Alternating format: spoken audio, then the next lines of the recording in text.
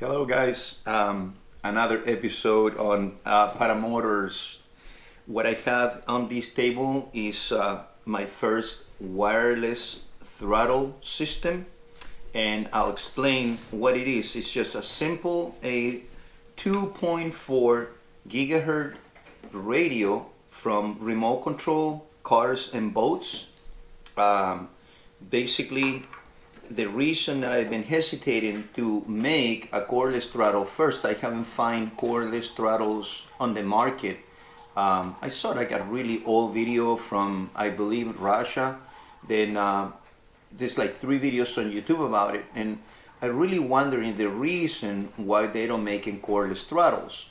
If it's for safety, 2.4 gigahertz are extremely safe. They're very efficient on power. They're running with decent sized batteries.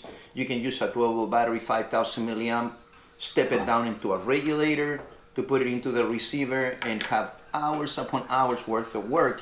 2.4 is literally infinite amount of signal communicating between your radio and your receiver, so there's really no interference. So I've been looking around for about a month trying to like digest the idea to make a cordless throttle. I found online this radio and I was able to read the specifications of size. This is the pistol holder. It literally looked like a pistol magazine, and the batteries on this, they sit inside that little packet. There are 4 AA batteries. Really simple. They go inside right here. This thing clips in. This is the other part of the radio where all the frequencies and the displays, the trimming, the throttle reversing is in, and this basically clips just like so. Being powerized, you have a power button on here. You have a reverse throttle mode that is to make the throttle either throttle towards you or away from you, and the other channel is to reverse your steering. But I did took the steering wheel off. I opened this up and I unplugged it so I don't have any interference. Thank you. Welcome.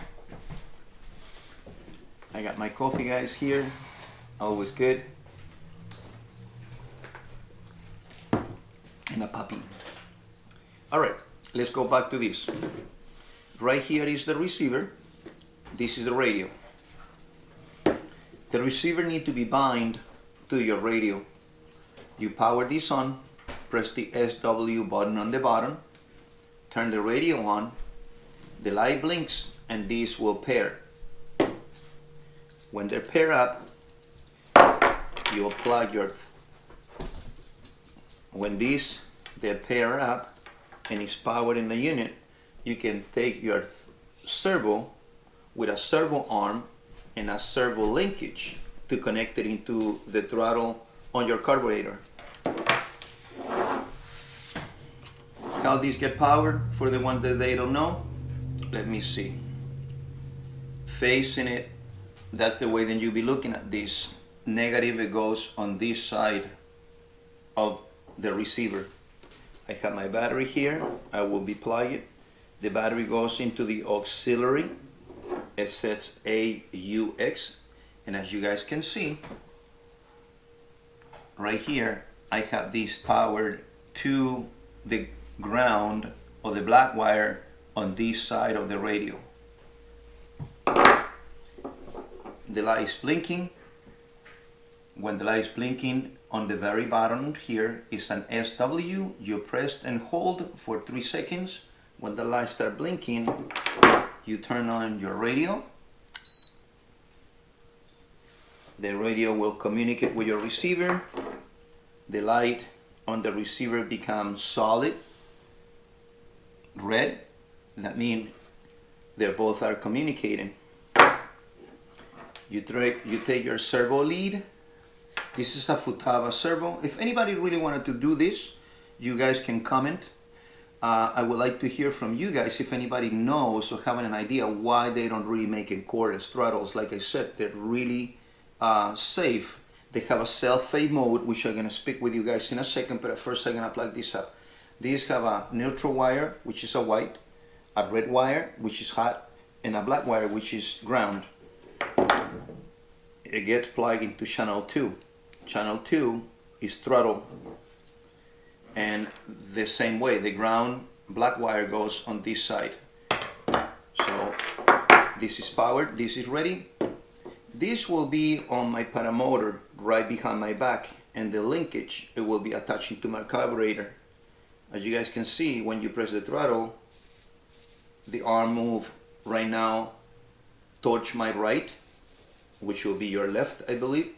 But if I press and hold and I press the reverse throttle mode, now the arm moves the opposite way. Okay?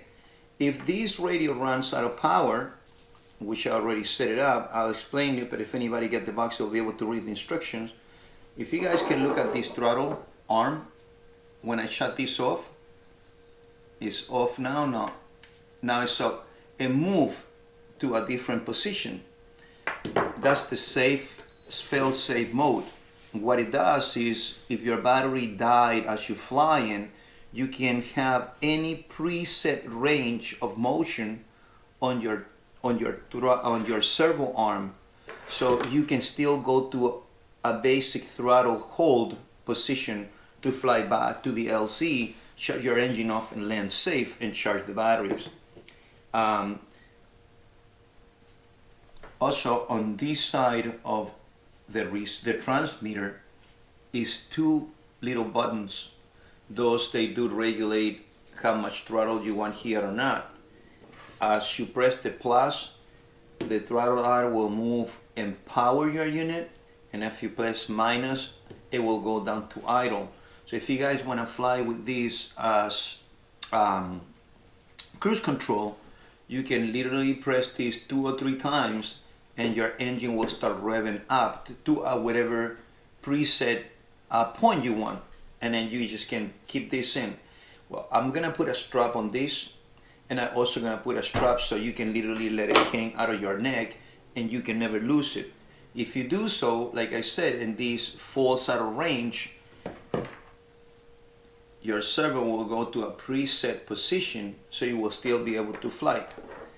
If I haven't explained this really well, everybody have a comment. If anybody wanted to explain it again, I'm gonna make another video if you guys want to follow up. This will be installed on my paramotor. I'm gonna get a larger battery. This is a 4.8 volt battery, 1000 milliamp.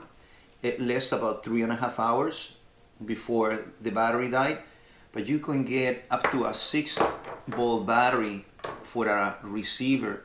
Over 6 volts, you'll burn it. But what you can do is get a larger battery and put a regulator that will take whatever voltage you have down to 6 volt, because these are capable to hold up to 6 volts.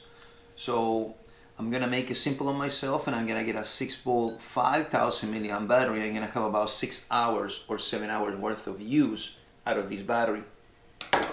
Thank you for watching, and you'll guys see this installed on the motor.